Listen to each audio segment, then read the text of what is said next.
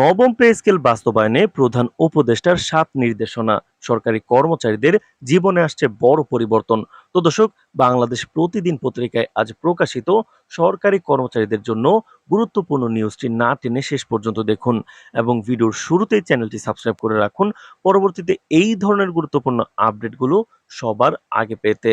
তো দর্শক, বাংলাদেশের সরকারি চাকরিজীবীদের দীর্ঘদিনের প্রত্যাশার কেন্দ্রবিন্দুতে থাকা নবম পে স্কেল কার্যকর করার প্রক্রিয়ায় এসেছে তাৎপর্যপূর্ণ অগ্রগতি।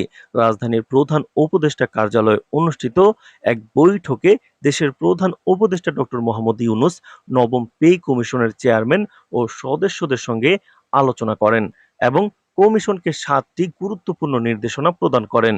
বৈঠকে প্রধান উপদেষ্টা স্পষ্ট করে বলেন যে জনগণের অর্থে পরিচালিত রাষ্ট্রে সরকারি কর্মকর্তা কর্মচারীদের অবদান অতুলনীয় এবং তাদের জীবনমান উন্নয়নের নিশ্চয়তা প্রদান করা সরকারের গুরুত্বপূর্ণ দায়িত্ব।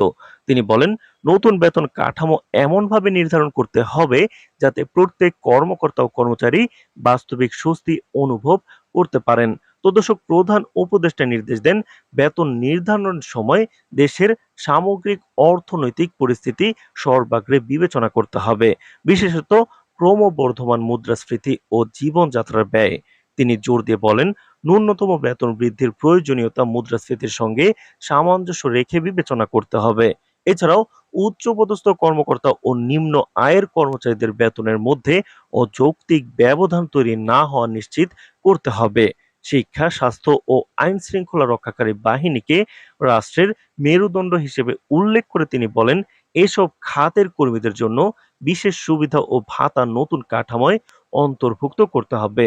তো দর্শক, ভিডিওটির এই মুহূর্ত পর্যন্ত এসে এখন পর্যন্ত যারা চ্যানেলটি সাবস্ক্রাইব করেননি অবশ্যই সাবস্ক্রাইব করে রাখুন পরবর্তীতে মহার্ঘ এবং নবম পে স্কেলের সবশেষ গুরুত্বপূর্ণ আপডেটগুলো সবার আগে পেতে। তো দর্শক, ডক্টর ইউনূস আরও নির্দেশ দেন, রাষ্ট্রীয় আর্থিক সক্ষমতার বাইরে গিয়ে এমন কোনো সুপারিশ করা যাবে না যা ভবিষ্যতে অর্থনৈতিক চাপ সৃষ্টি করবে।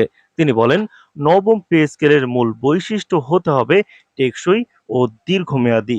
এজন্য কমিশনকে আন্তর্জাতিক অভিজ্ঞতা, প্রতিবেশী দেশগুলোর সাম্প্রতিক বেতন কাঠামো এবং বাংলাদেশের আর্থসামাজিক বাস্তবতা বিবেচনায় রেখে ভারসাম্যপূর্ণ প্রস্তাবনা তৈরি করতে হবে।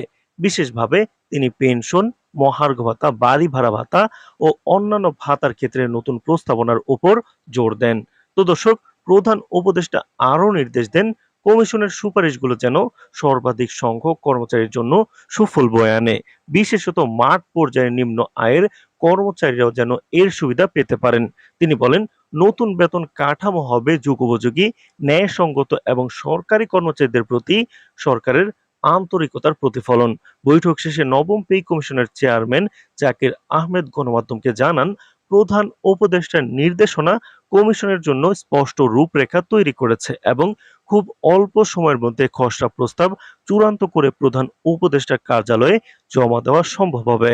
লক্ষ্য করা হচ্ছে সেপ্টেম্বর মাসের প্রথম সপ্তাহের মধ্যে গ্যাজেট জারি করে নবম পে স্কেল কার্যকর করা। তো দর্শক, নতুন বেতন কাঠামো বাস্তবায়নের খবরে সরকারি চাকরিজীবীদের মধ্যে ইতিমধ্যেই আনন্দের সঞ্চার হয়েছে।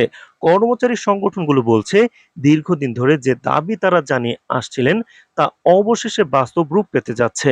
বিশেষ করে নিম্ন আয়ের কর্মচারীরা মনে করছেন, নতুন কাঠামো কার্যকর হলে তাদের জীবনে স্বস্তি ফিরে আসবে।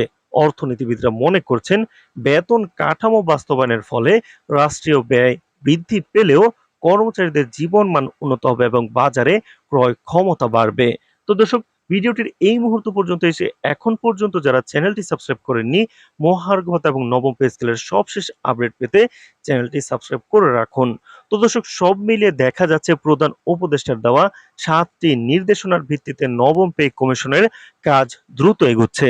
অচিরেই বাংলাদেশ একটি বড় অর্থনৈতিক সংস্কারের সাক্ষী হবে, যা সরকারি কর্মীদের জীবনযাত্রায় ইতিবাচক প্রভাব ফেলবে এবং প্রশাসনিক কার্যক্রমে নতুন গতি আনবে।